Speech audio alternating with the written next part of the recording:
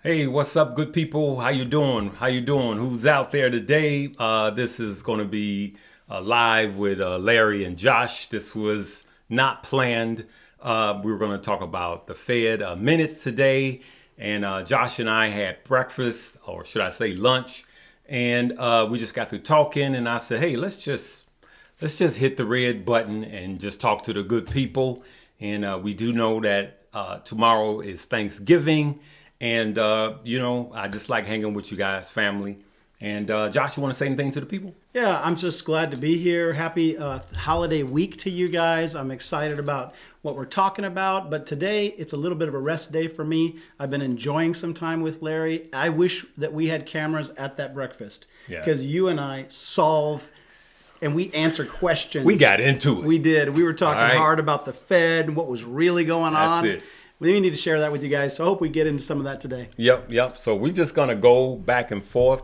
If you guys don't mind, we're going to go back and forth just like we had at breakfast, where we just talk about viewpoints.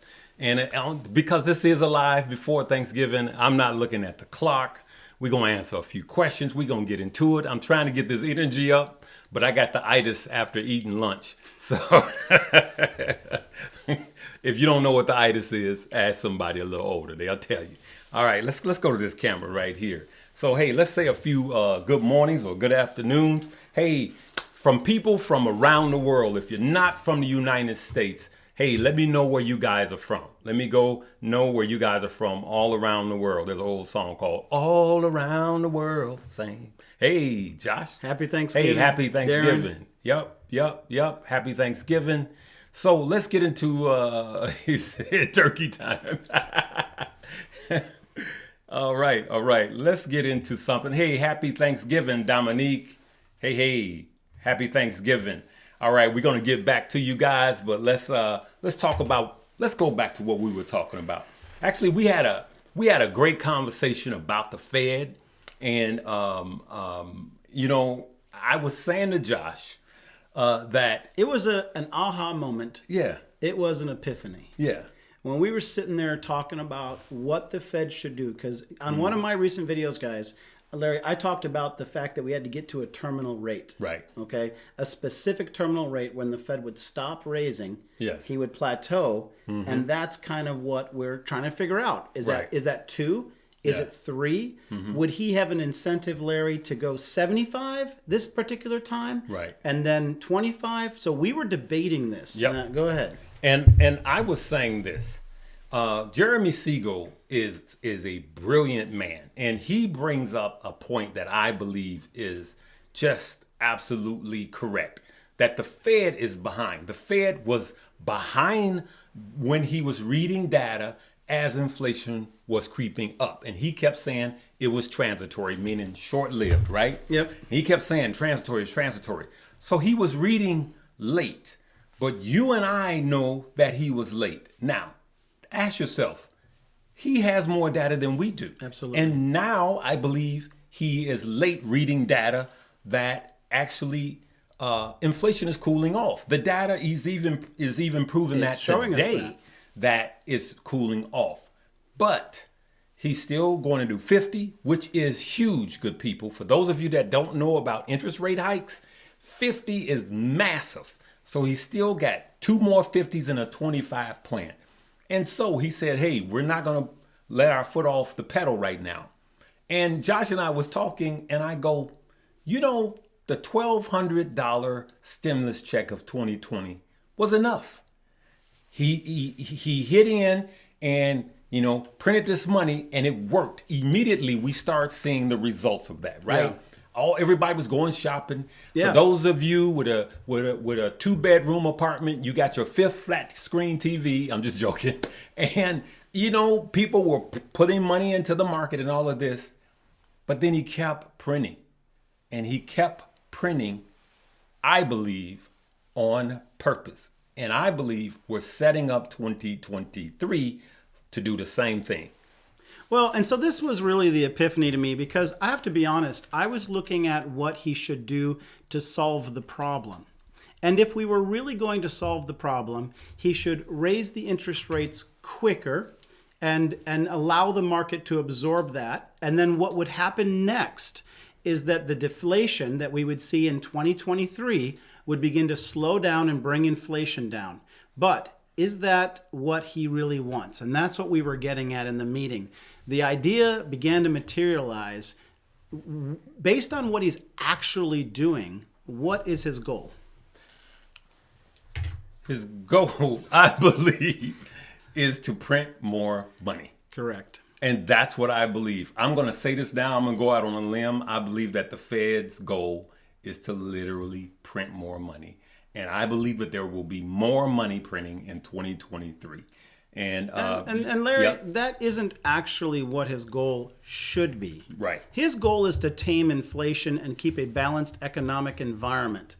But he's taking in possibly, allegedly, supposedly. I had heard. He very well may be looking after a picture that's different than maybe an economist or a view like I might have. How can we get to where we should be as quick as possible? Because I might think that we're heading over town, Larry, to meet at a particular point, and I show up there, I'm by myself. The Fed's gone somewhere else. Yes. Larry, where's the Fed going? Man, this is all conspiracy, allegedly. He's got to.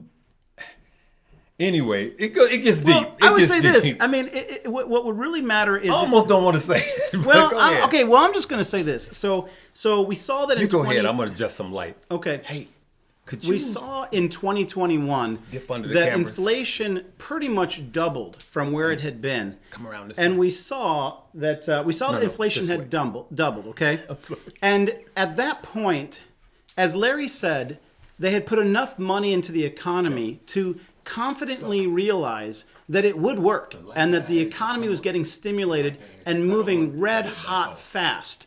And so if the goal was really to moderate inflation, then we would be in a situation, they're going to push us, Larry. This is the goal. Yep. They're going to push into deflation. Yep.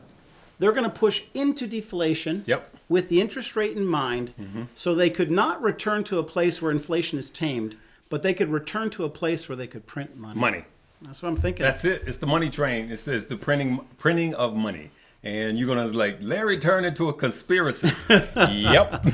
Well, I would tell you that when we were talking about this, I started realizing, because it wasn't making sense what the Fed was doing. Right. Because if he was purely trying to achieve a certain goal, I'm thinking, no, Larry, you said this. We're sitting there and you're like, Josh, he's got more data than you and I. Absolutely. He's got more experience. Yep. But if we would know what to do to tame inflation, how come he isn't doing it? And then it dawned on us, that's not his goal. That's not his only goal. Yep. That is so true. I wholeheartedly agree with that. It's just where we go. You guys have to understand this. It's just like there's supply and demand, right? And then new wealth is not printed. Money is, fiat currency is, but new wealth is not created. Your wealth is like earth. There's no new earth being created. So it has to be shifted. Josh and I was talking about like some of these plays. I'm just going to say, let's take a stock like AMC. They could continue to create synthetic shares, after share after share. I want to jump in on this, if you allow me passionately. Go ahead. We both watched Keenan Grace's last video. Which he knocks it out the park. And in a way, there was a little bit of humor that I had. It's like, because I saw the title and he was talking about AMC again. And one thing that Keenan Grace is amazing at is that it doesn't matter how many times he talks about that subject. He's going to bring you something new. I'm like, every time. He did it again, man. That was interesting as could be. But we were kind of debating what was going on with AMC. And here's the problem, guys. The problem is that they're not playing by the rules. You're investing in AMC, looking at what should happen. A short squeeze should have happened already. Yeah. But if they're over there paper trading AMC shares, like Sam Bankman-Fried and FTX, then the rules that govern this, that everybody's been talking about, it's not bringing the result that people were expecting because they're not playing by the rules. Right. It's just like Josh played that video from Mr. Wonderful. And he was saying that, Things take off after somebody big over leveraging because of over leveraging. Getting greedy. And you know what? The truth is, it's by design. It's by design. The problem with something like AMC is just that they keep making these synthetic shares, right? They know that a lot of new investors are out right now. But when it starts to go back up and you hear from your uncle's, sister's, neighbor's barber that it's back up, that's when you're going to buy. And then when it gets up to 40, back up to $36. And then when it comes down to 20, they know you're going to tap out and you're going to sell. And that's why they call our money dumb money, because it's emotional trader. What do you think happens with all of that liquidity? They pocket it. Yeah. Yeah. And Keenan said, and he brought up this point in the video, Larry, and you and I Yeah. were talking about this, that it's been extremely profitable for them to work with AMC. Yeah, absolutely. They are basically, they've got their rules, their control, and they're making a ton of money off this AMC game. Right. And it doesn't matter which way you approach it. If you approach it as I'm going to buy in the hope of the short squeeze, Yep. or I'm going to short in the hope of it dropping, it's not working either way. Yep. Does that? It does. Keep going. I want to talk about what's happening with crypto for a minute. Well, and of Go course, ahead. those conversations bled into some projects like Solana and Matic. We were getting into that. I'm going to do a deep dive on Atom in the Cosmos. That's been requested. I've been watching it. I've been researching it. That's going to come up on Stocks with Josh soon. Larry, what do what do you want to cover now? I want to go to stocks for a minute, and then we're gonna read a few Morgan, questions. real quick, says, so what do you do with AMC?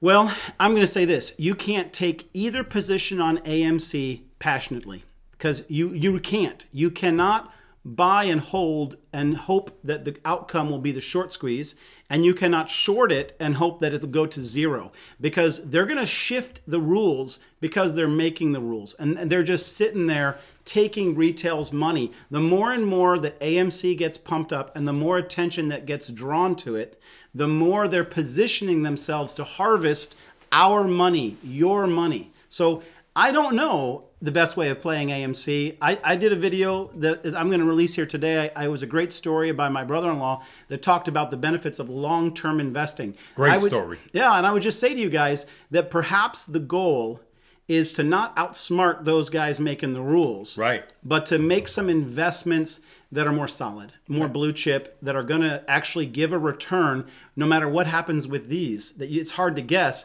There are some good companies that have invested into for 10 years or 20 years could be your next car, your next house.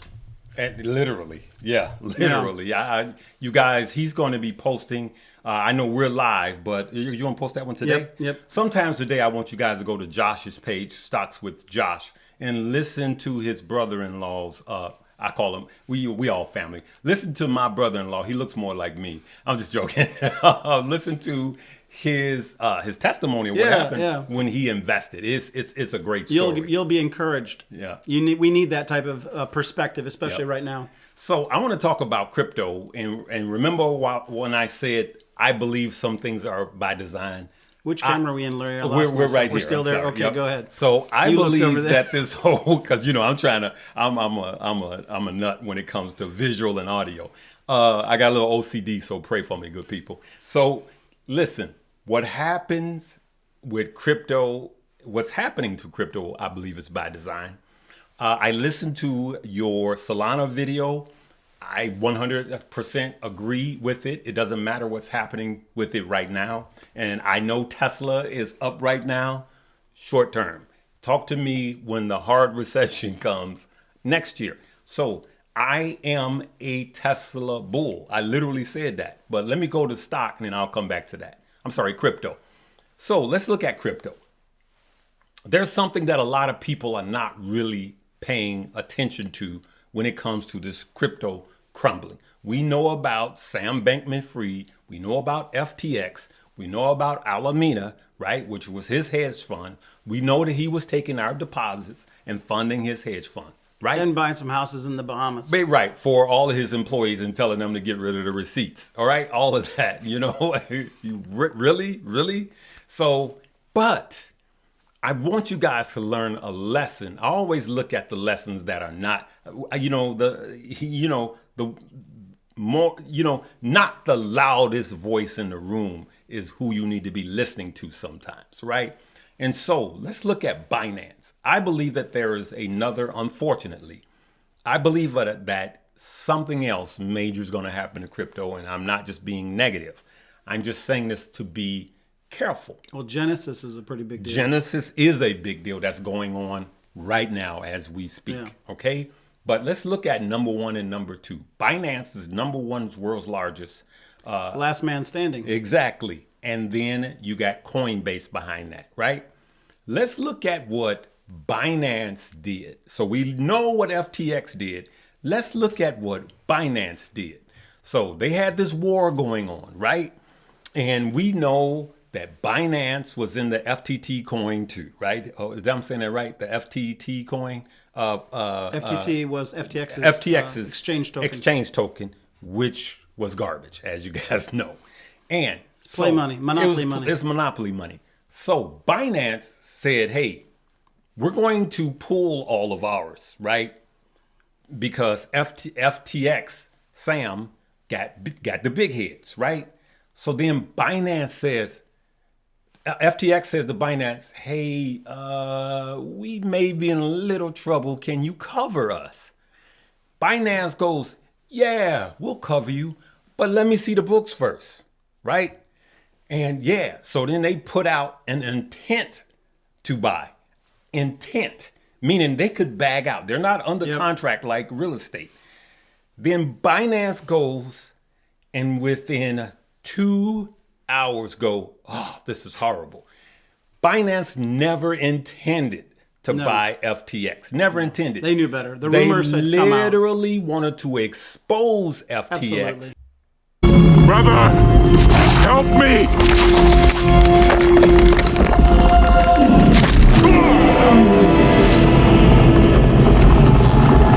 Long live the king.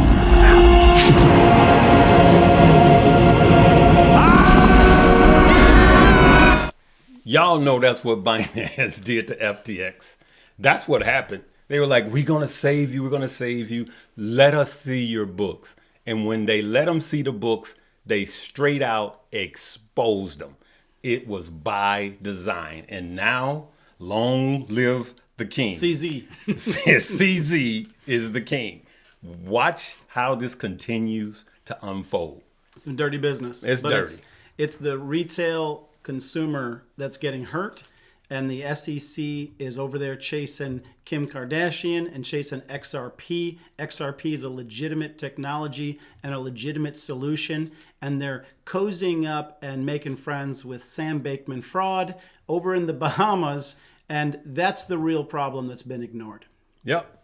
And so I expect, I'm not going to say, I don't even want to say that. There's going to be more in sovereignty. So I like this guy's comment. He says the young lion, go back, the young lion where screaming was the market. Yes. Good job, yeah, Mr. good Fred. job, Mr. Fred. The young market screaming was. Exactly. Don't throw him off the cliff. Yeah, Let me get my money out first.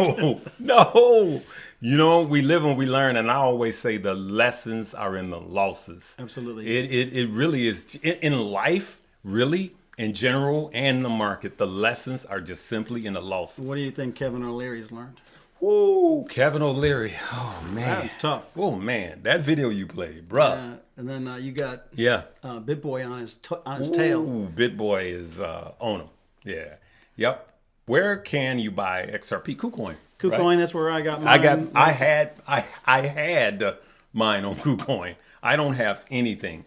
Coinbase isn't a fraud. No, Coinbase isn't a fraud.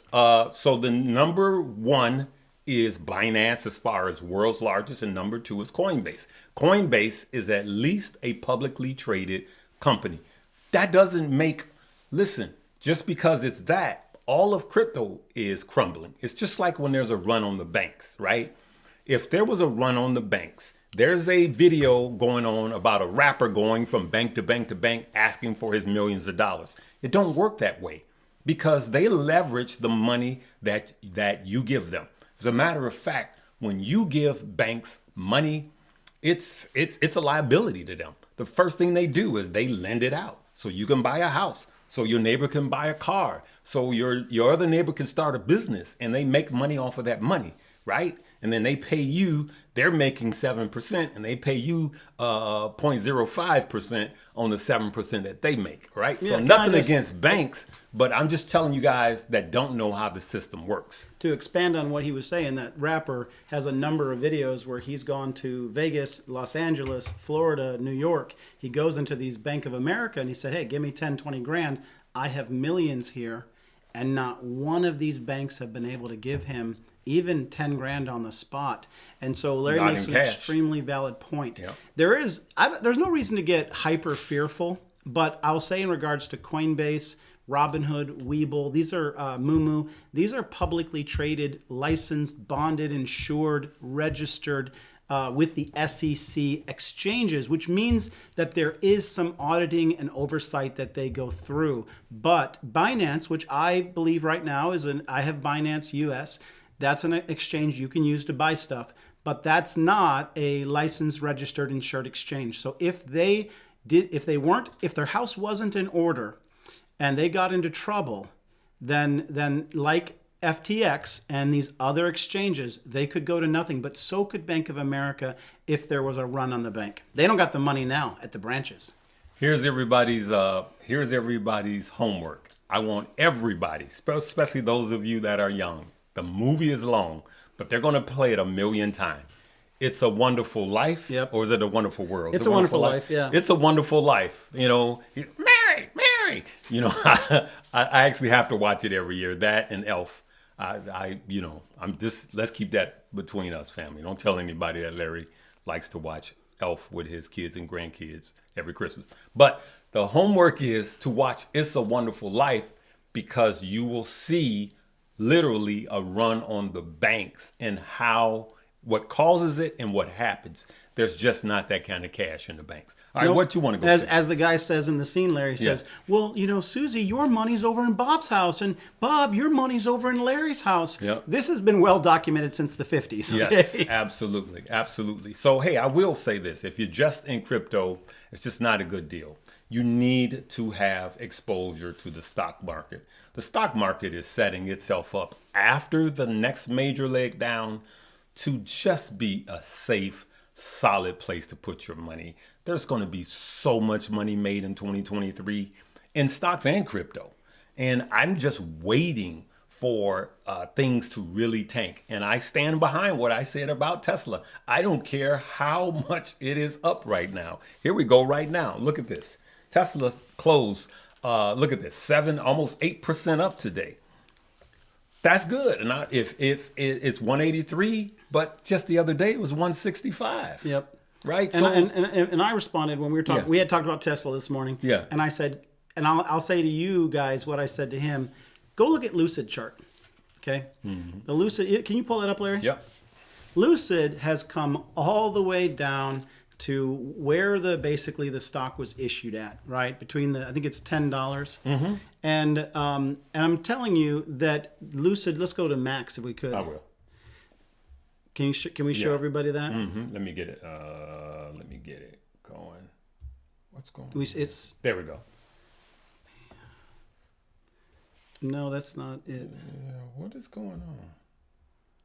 Check a different one. Yeah, that's go ahead and I'll find it. All right. Yeah, basically I'm just simply this is this Lucid Group. Yeah. I'm basically making the point that to be honest with you, I think that Lucid is pointing the future of Neo. And these are great products. That was the right one. But there we go, right there. Why did it do that? Can we go Max or Max there, or can we go year to date? Let's go year to date. Yeah. Or maybe Max if we can get there. Max, why did it go to that number? It's still not showing us the right screen. Yeah, what is going on? That's just today, though. That went back to day. Yep. Let's see. Let's see here. Let me try to. I'm just trying to blow it up to where they. Well, can and I'll see just it. make the point. The point is this: you've got to get out of the story of these companies. Here we go. Okay. All right. There we go. And that's just today's view, Larry. Yep. That's just one day. It keeps clicking off. That's Max. But it's still showing us 10 a.m. to 1 p.m. Wow. What is It's just being goofy. Yeah. But here's the point. You got to get out of the story, okay? There's still room for Tesla to come down. There's still room for Apple to come down. There we go. There we go. There we go. Now, we're at $10.25. Larry, where did the stock begin? At $10. At $10. $10 is the floor because it was a SPAC. Correct. So we are back to the floor. Has nothing to do with the cars, nothing to do with the management, okay?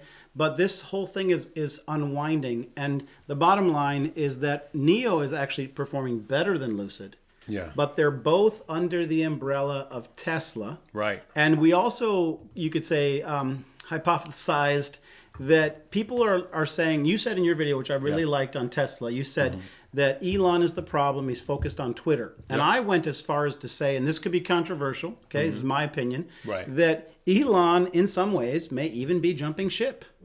It's worse than some people might imagine. Wow.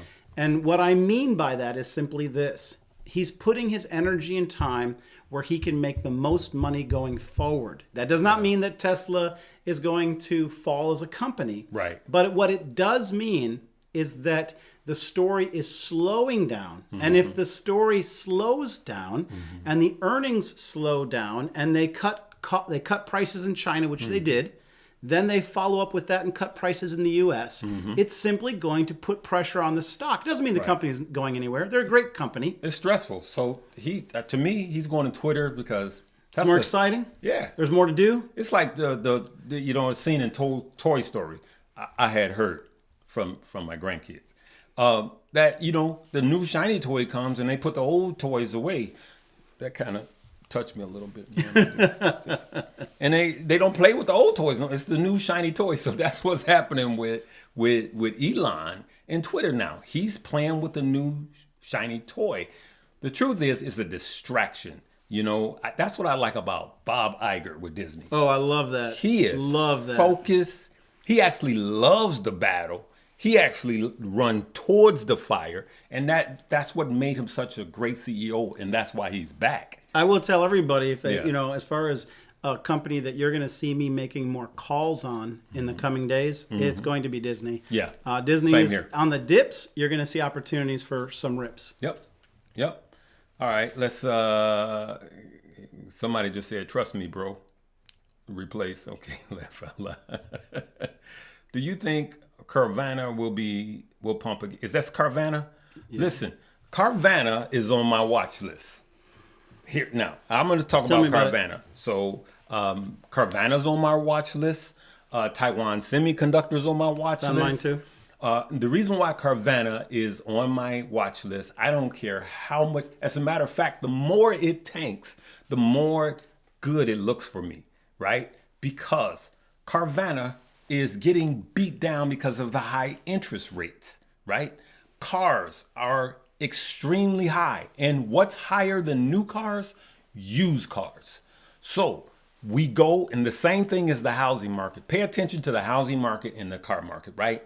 What happens is when the interest rates start to freeze and start to go down, look around your neighborhood used car dealers, and you're going to see, at first you couldn't find a used car. And if you got it, they cost as much as a new car.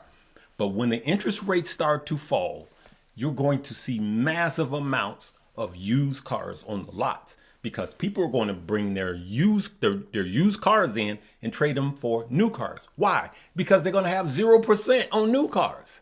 And then Carvana at that time will start to run. So that's what I got to say about Carvana. The lower it goes, the better it looks. That makes sense. That's more of a recessionary view on a stock. I like that.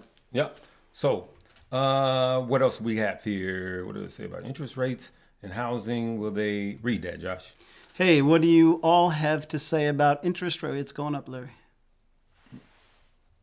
Interest rates here it is right for here. Housing. Okay, will they go up or will they go back to around? They were going to go up. Now, y'all see how why I be squinting? Y'all be saying, well, you need new glasses. No, we got all of these windows up. I'm glad somebody else Don't even think of interest rates going down till September, November of next year. Yep. There will be a little bit of a shift. I think we're going to be Neutral. a minimum of 5 months minimum at a flat interest rate. I'd be surprised.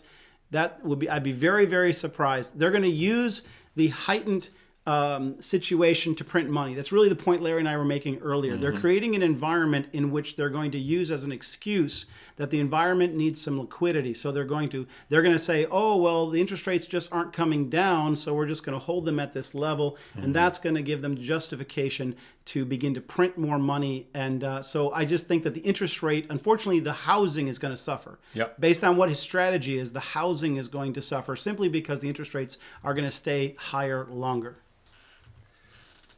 XRP. I'm still team XRP. I am Josh. too. I like XRP. It's in my top 10. I will throw this caveat out. And again, I tend to be a little bit of a disruptor to some of the groups that are called XRP Army or, SHIB Army. I like XRP. From a technical perspective, XRP has outperformed many of my cryptos in my top 10. But I will say about it that I have a very specific plan on it. I believe that people have just been told over and over and over again that it's going from anywhere from $10 to $10,000. And my view, based on the market cap limitations of XRP, which reflect to me its overall utilization in the world, okay, I'm going to be a seller pretty early. I'm not going to give you guys my cap, but I'll tell you it's going to be between $2 and $4 largely, okay? Whereas everybody else is going to hold.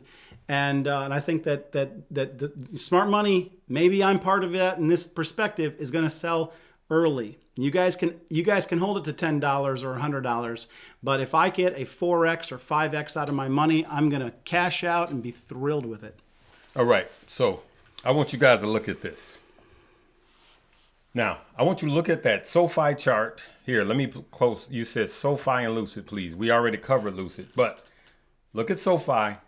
And look at Lucid. Look at the charts. These are small cap growth stocks, right? And they're kind of in the same vein. Sadly, they are. Sadly. They've gotten together. Exactly.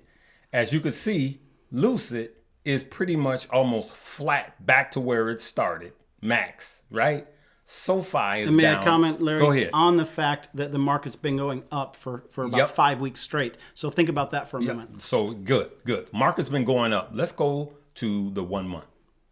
So the market has been going up for 5 weeks straight. And look at what Lucid has been doing and SoFi That's frightening. in the last month. That's frightening. What is that telling you? I know what it tells me. Yes, exactly. I'm going to say it. I said it before and I'm going to say it again. These plays, and this is why I put out that video, don't even chase, don't even DCA at this point. When the hard recession comes, I got good news for those of you that are cashed up and bad news for those of you that just keep buying dips. The time to buy is right around the corner because these small cap growth stock are really going to be the ones that 2 and 3x. Yep. After they bottom out. But they also are the first, especially anything tied to tech, they get beat down the worst in a bear market. Not just this bear market, any bear market in the history of tech. And that's what happens. So just wait. Just be cool. Just get a cup of coffee and be cool. Wait for it to come to you. The money comes to the patient hands. Yep, that's it. And when we have, I've been wanting to do a video about this, is that a lot of people have certain expectations in their investing, which are hurting them. Okay. And it's a little bit of the get rich quick expectation. And I'm telling you that the more patient handed you are with the market, the more generous it is to you. Right. Hey, you got something to say about Mullen? Mullen, yeah, I'm going to put Mullen, Verb, and Volta in the exact same pocket and make this point. These got down below $1, right? And in many cases, all three of those companies are moving forward. The markets punish them because of the fear of them running out of cash. Okay, because when leadership runs out of cash, then certain opportunities arise. M&A, they can begin to look to sell the company, but they could sell the preferred shares, leaving the common shares with nothing. Yep. Okay, so the reason why the market pulls their money out is because they don't know how bad things will get and how strong the leadership is. Now, if the leadership proves to be die hard, these could be the most radical We're talking they could go up thousands of points. And so there's a reason to be in them there, but there's not a reason to be in them for most retail investors over $500. There's no reason, because there is a potential for them to go to zero. If you own Disney, there's very little opportunity. Disney's been out there for decades. There's very little fear that it's going to go to zero overnight. But someone could make a deal. The CEO could make a deal, Larry, with any of those three companies. Yeah. Volta, Verb, or what was the other one? Mullen. The CEO could make himself a deal to sell that company in such a way that the shareholders of the common shares get nothing, and he gets a big multi-million-dollar bonus. So because it's impossible to know the outcome, they're super high risk. Hey, I got a situation right here. I got a problem. So we got about 1,100 people watching live from around the world right now.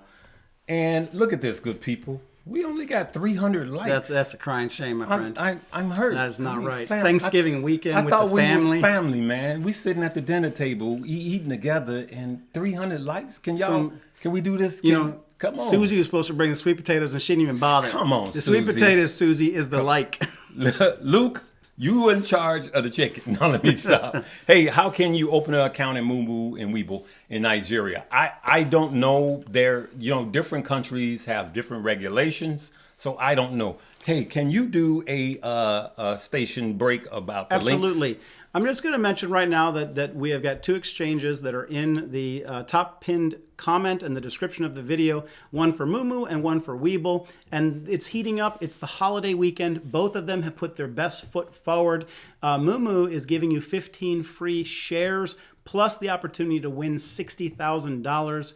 I can tell you that both Larry and I did our research into Mumu before utilizing them, and we made sure that we're putting money in. They're insured up to $500,000 for stocks, Yep. $250,000 for cash, and something that a lot of you guys don't know, they're actually the cheapest margin account out of all the retail players. So Mumu is the cheapest place to park your money and use margin. Their fees are 6%, where let's say Robinhood is close to 11%, almost half. So that's why we're using them. It's been a good company. I particularly like the stock screener. I check it every day, and that's where I get some of my ideas for trading. I'm sorry. Yes. So make sure you check out those links below. Right, Jeff? Jeff, spam that like button. I like that, Jeff. That's a good one. All right, let's take one more, and then we'll end it. What we got? Hi, Josh. Can you? What do you say? There we go. Can we join the family from our family, Canada? Well, he wants. Yeah. First of all, I just want to shout out to all the Canadians. We love you down here in America. I asked a Mumu representative recently about Canada, and he said that the license request for Canada has been submitted to them. Actually, it's submitted months ago. Yeah, months ago. They're simply waiting for Canada to approve it. So America approved it. It's very hopeful that Canada will approve it, and then we'll roll it out to you guys. And I can't wait to get you guys in the chat group over there from Canada. Yeah, this is true. Okay, how can I open an account in Weeble in Nigeria? I got that already. I got that. DraftKings falls in the same boat as Lucid. You guys know Lucid, SoFi, DraftKings, they are all in the same boat. I can guarantee you, if I pull up a DraftKings chart along with Lucid, remember, they were both SPACs, right? Let me do that. Can I give them an encouraging thought regarding DraftKings? Yep. I personally believe that DraftKings, SBET, which is my small cap version of DraftKings, I believe that those companies will outperform in the recession ahead. I think they're going to underperform right now while the Fed is raising rates. But in the recession ahead, I believe that this narrative that we'll find is that people will begin to lower their spending and do more things at home from their phone. They won't go to Vegas. They'll utilize DraftKings and SBET and products like that. Those will go up, and other areas of spending will come down. So when I think about DraftKings, I'm not in it, but I think about it as a recessionary play 6 months from now, just so you have some thoughts on that. And so look at this, and he is right. So look at this. This is the last year, but let's look at the last month as the market has been going down.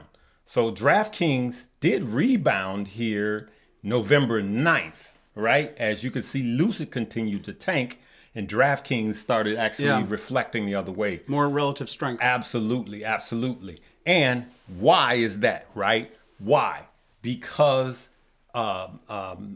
betting in these states were on the ballot for the midterms. That's why. So we have to look at the fundamentals. You cannot just look at the charts. You can't just listen. You got to find out what's happening to the stock and the industry. Larry, I'm a technical trader until Yeah. the fundamentals start speaking louder. That's it. That's it. Did you hear? Say that again, John. I am a technical trader until the fundamentals start talking to me louder. That's it. Sometimes you got to Yep. look. shift. Hopefully that answered your question. I believe that the time will buy is when it's just simply beat down, which it has another. Josh and I both believe that there's another major leg down. I Yes. believe that there's another major leg down in stock and crypto. And I know some of you may say, well, man, Larry likes to bring bad news. No, I'm saying it so we can be cashed up and ready to buy in that leg down. We've had 2 major legs down already. Yeah. We got another major leg down to come. Here's what I see is going to happen this year. I've been saying that the S&P, we could close at 41, right? We could literally still have a nice Christmas rally, good people. But that's a bear trap, right? So we have a nice rally and everybody think, oh, it's all green, all green, right? Then the hard recession comes, which I believe it's actually closer to Q1 of 2020. I believe in the first half. Let me just stay safe. And then we're going to have that major leg down. And that major leg down will be lower than June lows, I believe. But the good part about that is I don't believe it's going to be as deep as 2008, as bad, or as long. I believe it's going to be brief, but I believe that therein lies the buying opportunity. The average time to buy at the absolute bottom is 10 days. Don't even try it. Just wait till the leg down comes and start to buy. That's what I'm going to do. Remember, anything Josh and myself say is not a suggestion. For you to buy, hold, or sell, you got to do your own due diligence. We're just 2 guys on YouTube having a discussion. For educational purposes. Yeah. All right. Well, someone asked about Google. I thought I would throw a comment. So the 200-week moving average, which I had said months and months ago that Google Yes. would eventually come down and hit, that was $92, and it did. Mm-hmm. We've had a nice little bounce off that. Can you pull Google up and let me know where it's at today? Yeah. But and someone asked, how low could Google go? Could Google go lower? If we go back to was it at 98.82? So I told everybody buy at 92. I told everybody I was buying at 92, and we're up now. A good to 98.82, right? 5 day. Yeah. But I'll tell you this. So here's my thoughts on Google, right? If we go back to the 2008 recession, Google went 40% below the 200-week moving average. Now, if Google were to do the exact same thing, that could take us an additional 40% below $92, which could be the high 60s. Now, I like Google under $92. And if you're doing any form of dollar cost averaging into a long-term play, to me, Google under $92 is a great stock to buy, even if it were to go to 80 or 70. You're not going to time the bottom, people. You're not going to time the bottom. But just to give you that in mind, Google in the future, in my opinion, can easily be a $300, $388 stock. So there's opportunity there. And, if you're a long-term investor, then there's a great long-term return. We talk about that in my video. Yep. If you're a short-term investor, if you're really, really short-term and you're intending to swing trade it, then there actually could come an opportunity to get it at $80. I believe that the lowest price you'll ever be able to get Google, Amazon, Tesla, Apple will be next year, in the next 7 years, in the next 5 years. So you got to understand that how the lows, we're going to get higher lows and higher highs.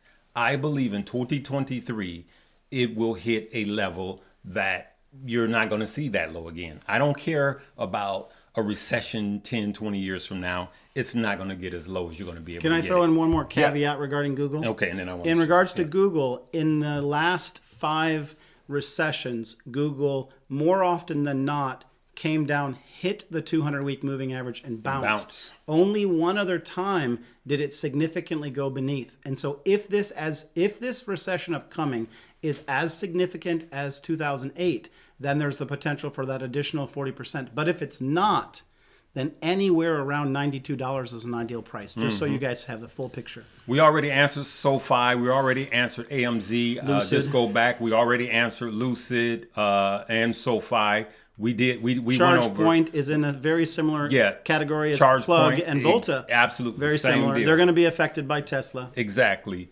The 2023, when we have the major leg down, that's going to be a signal for me to buy. And then at that point, I'm not selling. All right, so let's go back to Google. So let's look at this.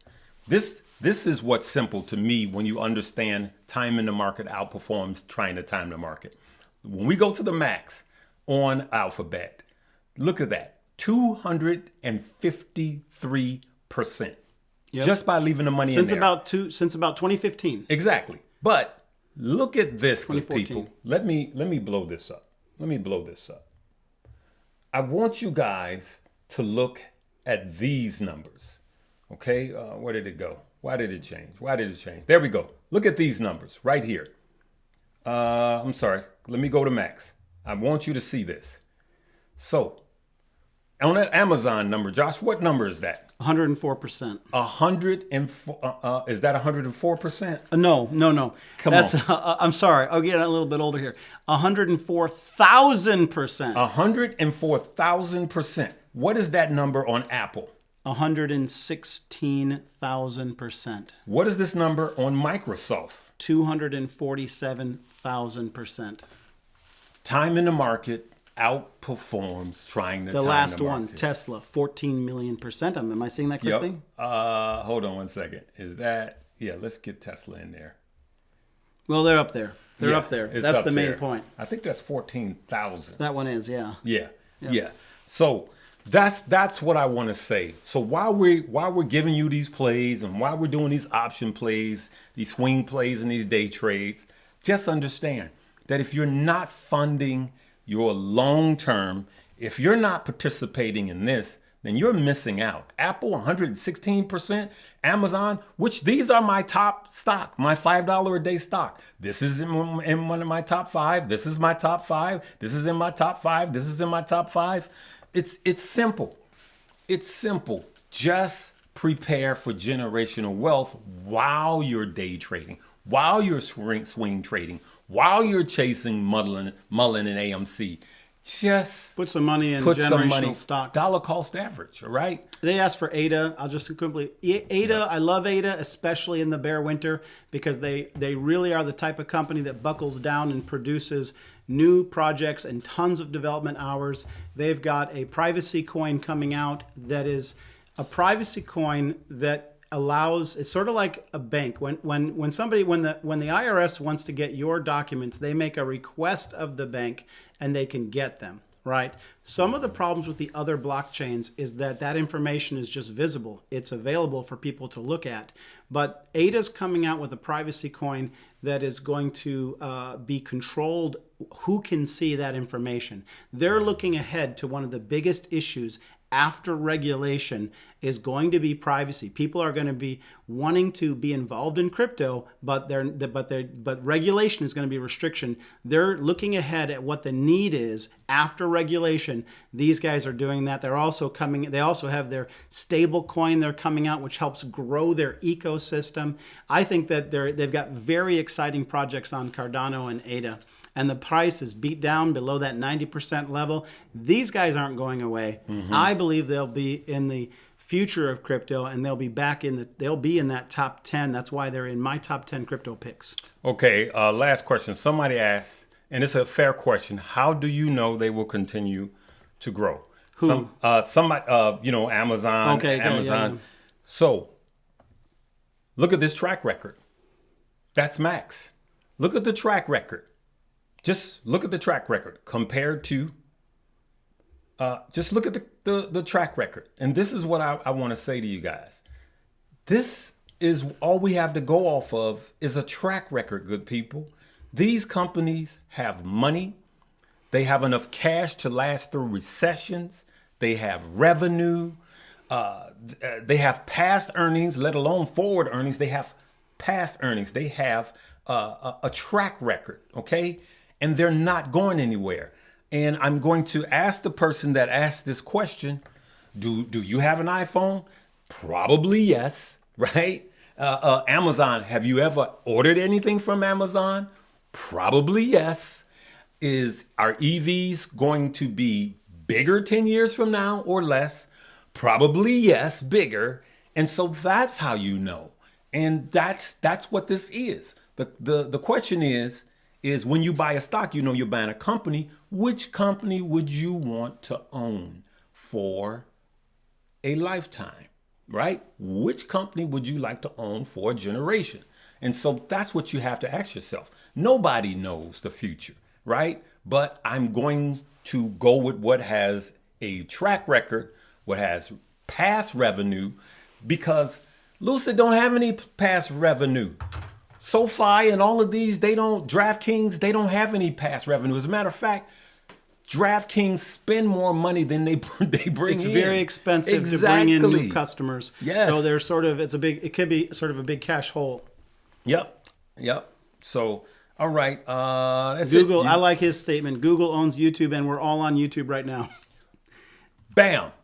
There it is. I can't even pronounce that name. JCTV Can I throw Pro. a statistic out? Yes. 80% of high schoolers currently, when given the opportunity to choose a future profession, have chosen influencer. Mm-hmm. And so think about that. There's an entire generation of people getting ready to go into the workforce that are having YouTube and those types of platforms as the primary source of their lives. That's what they're imagining. So a lot of people believe that YouTube could 10x in the next decade. Do you understand this? Give Three three Gucci company. I don't know what a Gucci company is. I think bro. a nice, good and blue chip company. Yes. I personally like Disney and Google, and I do like Amazon as well, and Apple when it unravels more. I'm super excited about getting some more Apple. Right. He said I'm muted. I'm not muted. Am I? Okay. Any thoughts on Palantir? Not really. Palantir is, I think that the company is in a little bit decline, and my biggest hope for them would be them to sell, for that to be sold. So there's some, it could surprise, and it could just come out of nowhere with a massive pump up. And so I do keep my eye on it for that reason.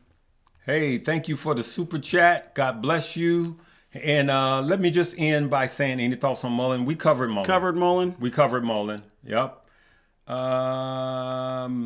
We covered that. It's I don't even know what this stock is. It is too early. I'm going to tell you, I'm in SQQ right now, very small position. I think that there is more opportunity over the next 2 weeks for the market to continue to pump up. I've shown on my page numerous times the chart that we want to hit that trend line. And when we hit that trend line, that's when I'm going to go in heavy on SQQQ. I've been out of my TQQ trade, and you might say, well, Josh, if you think it's going up, why aren't you in the TQQ? I've been sort of pulling in and kind of going back to cash and a little bit pausing and taking only morning trades from like 8:30 or so to noon. I'm waiting for a more definitive and clear direction in the market. If it looks to me like we're going to get a push up, I'll just still keep my trades short. When we get to the technical level that I'm more comfortable shorting, I'm going to go in heavy with SQQ. I'm telling you guys right now. All right, we covered Matic, and somebody said, what about Meta? Okay. Go for it. Listen, I'm just going to, before Josh even gives his answer about Meta. Listen, Facebook, right? I'm not even going to call it Meta. I'm calling it Facebook. Got millions, billions. I sound like Trump. Billions and billions. They're huge. Billions. They're huge. They're huge, Larry. You should have saw how huge. No, let me stop. So huge. Billion. They literally got us on why. We want to show our cute dogs. We want to show our food. We want to show pictures of our perfect lives. That's what their core customer base is.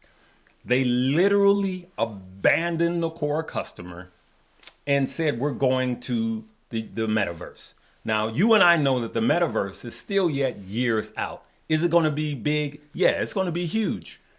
But they started out with 11 billion, and they literally have not been proactive. They've been reactive. So they've been chasing TikTok, with Instagram. So they're not creating, they're chasing now, and they're losing. So here's when the day I would buy Meta, to be honest with you. The day that Mark Zuckerberg leaves and a new CEO comes. Remember, you heard that. Well, okay, I've got a lot of thoughts on Meta. I focused on them. I called everybody. When it was plummeting and going down badly, I told everybody, let's get in around $86, $88, and we ran that up well over $100. We killed the Meta play. I don't even know where to begin with Meta. So I would be shocked if Mark Zuckerberg gets dethroned, but I would actually become more of a... I can't even comment if I'd buy it more. The metaverse will be huge, and institutional money loves Meta. And yes. So all that it's going to take, institutional money is punishing Meta appropriately for overspending. They're punishing them for overspending on the metaverse. And as soon as Mark Zuckerberg comes back in line and reduces his spending on the metaverse, then the institutional money will come back in. And the more he reduces his spending from quarter to quarter, the more the market will reward him by putting money back into it. But we worked off of a dead cat bounce for Meta, and so there's going to be more opportunity to short Meta back, I hate to tell you guys, back to that $88 range. I foresee that in the next leg down. So I'm not long Meta just yet. For me, it's a swing trade. And when I see a bigger shift in the spending being reduced on the metaverse, that's when I'll consider buying Meta long. But I believe in the product. They've got massive influence, 3 billion daily customers. They're partnering with crypto companies, so they're forward-looking. They're perhaps too forward-looking. But Meta is on my radar every day. I absorb everything I can on Meta, and there's going to be huge trading opportunity with Meta in the days ahead. So, as you guys know, I shorted Meta before the earnings and made... How'd that work out, bro? You guys saw me make $12,000 Yep. in hours shorting Meta. Because, look at this. This is the last month as the market is going. And I believe that Meta is starting to find some support simply because it just has nowhere. It's just been beat down too much. And like I said, I believe, remember, you heard it here, I believe that you're going to hear Marcus Zuckerberg is stepping down. That's interesting. You threw me for that one. I believe that is going to come, and you're going to say... That would cause the stock to run. It will cause the stock to run. I'm just telling you guys. And I'm saying it here now, all right? So this will be the last question, because I could stay here all day with you guys, because you guys know we love talking to you guys, and I want to have a closing statement. Hey, any final thoughts about crypto?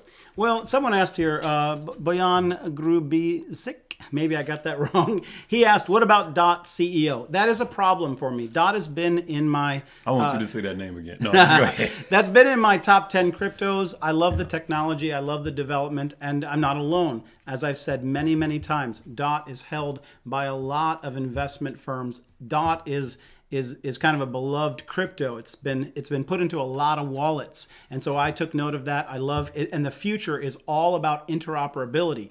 But we've got to stop and think about this. I've not sold any of my DOT because I like it. But I've been talking to you guys more about Quant. And Quant is also a token that focuses on interoperability. So the two tokens in my top 10 that are focused on the future of interoperability, which I believe is the future of crypto, DOT and Quant. DOT has lost leadership. Quant is technically outperforming.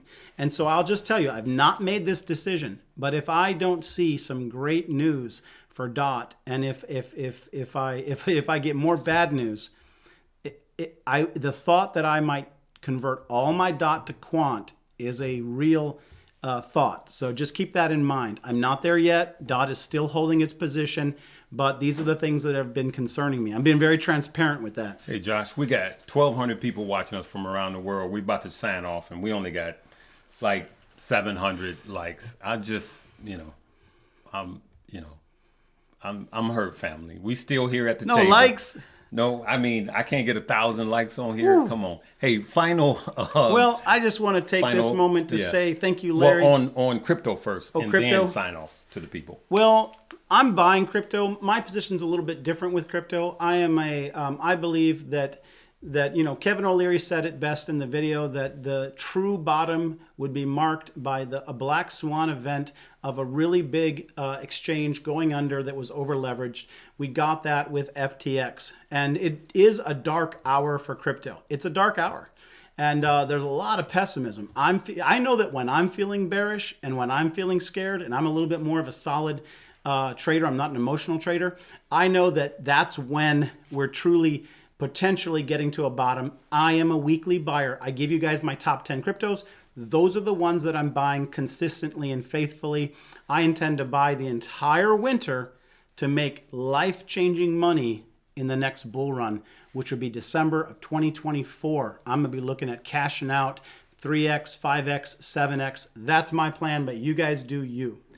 But as far as saying goodbye, I just want to wish you guys all a happy, happy Thanksgiving. May you have peaceful rest with your families. May you be able to enjoy wonderful meals together around the table. I'm hanging out with Larry today, not because this was planned, but because I wanted to see my buddy before Thanksgiving, because he's got to maybe go to Chicago. I don't know what your plans are, but I wanted to make sure to get some Larry time in. That's why I'm here today, and then I've got family ahead of me. So I hope you guys have a wonderful, peaceful time. He's got some family here.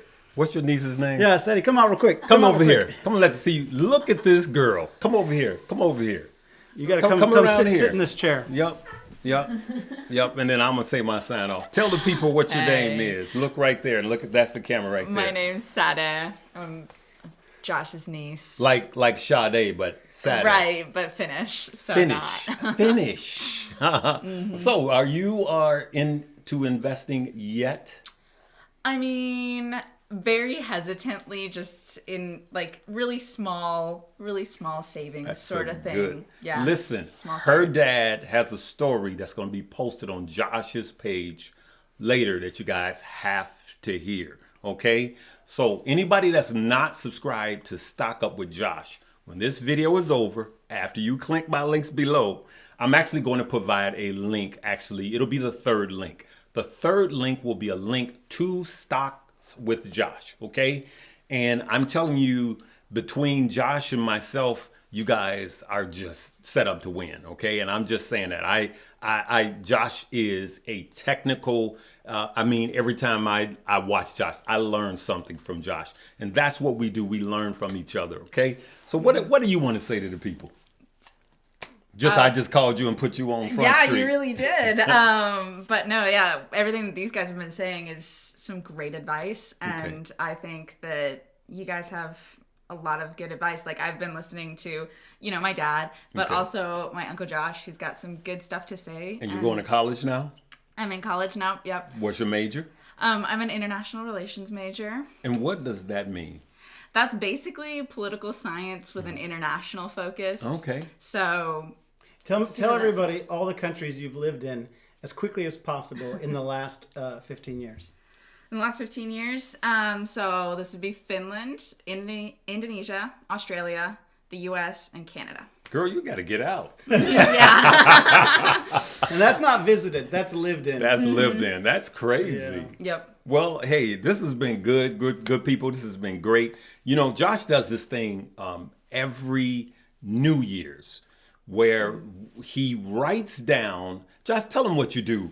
Yeah. You know what? Let me go to this. Good. Don't even worry about changing. There we go. Good. There we go. Well, yeah, no, There we go. I'm part of that culture that loves New Year's because I love the idea of transforming and reinventing myself. I love to reset and set visions and dreams. I believe that's extremely important. My closest friends are vision board people, okay? And I would love for you guys to consider being a vision board. You've got to think through your plans. You've got to write them down. The Bible says, make the message simple and clear so the runner can run with them. And I believe that's what a vision board is. And I believe that that's what kind of New Year's is about for me, is to sit down with people I love and to say, hey, what exactly are you trying to do right now? What is your goal for next year? And then we write them down. Yep. This is what we do as a family. So Josh and his wife will come over. We've been doing it for years. And we write them down. And then what he does is he brings the envelope from the prior year. And then he has a journal. And we read back the things that we said we're going to do. I'm a life auditor. Go ahead. And it's fun because we can celebrate accomplishments. Right there. We can celebrate accomplishments with each other, and we can see amazing things and remember the good things that I'm going to say that the Lord did for us over the last year. What used to be a dream is now a reality, and that gives us the hope that what is now a dream can become a future reality. Yep. So, hey, that's great. I just wanted to share that with you guys. You guys could adopt that with your families. That's just a beautiful thing. And in closing, hey, I don't see you guys as a number, not a one of you. I see you guys as living beings. That's why I thank God for this platform, YouTube. I want the YouTube gods to hear that. I thank God for YouTube. But it allows me to communicate with you guys. And when I'm talking to you guys, my heart of hearts is with you. I mean, we all lost money in crypto. So I literally spent hours praying and for you guys, and myself, because I lost money in crypto too. But I don't look at just that. I just don't focus on that. I focus on the future. And I believe that you guys' future, because we're giving you all this information, is going to be great. And the last thing I want to say during this Thanksgiving is let's pray, whatever your religion is around the world. We're talking to over actually 45 different countries, okay? Think about the people that don't have loved ones that were last year sitting at the dinner table that are now not here. So enjoy your family, post pictures and all of that, but check on your loved ones. And I'm just going to close by saying, I believe that somebody, and I don't know why, somebody needs to hear this, pick up the phone and call your daddy. And whoever this is for, pick up the phone and call your daddy. If you are younger, I want you to pull up this song. I love music because there's so many messages. Cats in the Cradle. I just want you to go to YouTube, pull up a song that says Cats in the Cradle, Young Man, and listen to that entire song. I don't care how corny it sounds. I guarantee you it's going to speak to you. I don't care if your dad was MIA or even your mom, but I'm really feeling something about a dad. I don't care if he was MIA or whatever. He wasn't a good dad. He was trying to figure it out. He was young. He went to prison, whatever. He left you and your mom. Just pick up the phone and check on him because now you're an adult. And sometimes the kids have to take the position of the adult, okay? And so check on all of your family, but that was somebody, if that was to you, be brave and say, hey, that was to me, okay? We're gonna leave it at that. I always sign off with live, love, laugh, and learn. This has never happened. We have never went this long, but maybe we need to do this maybe once a month or something, Great. all right? It's a lot of fun. I love each and every one of you guys, and I pray that you have a blessed and wonderful Thanksgiving, all right? Live, love, laugh, and learn.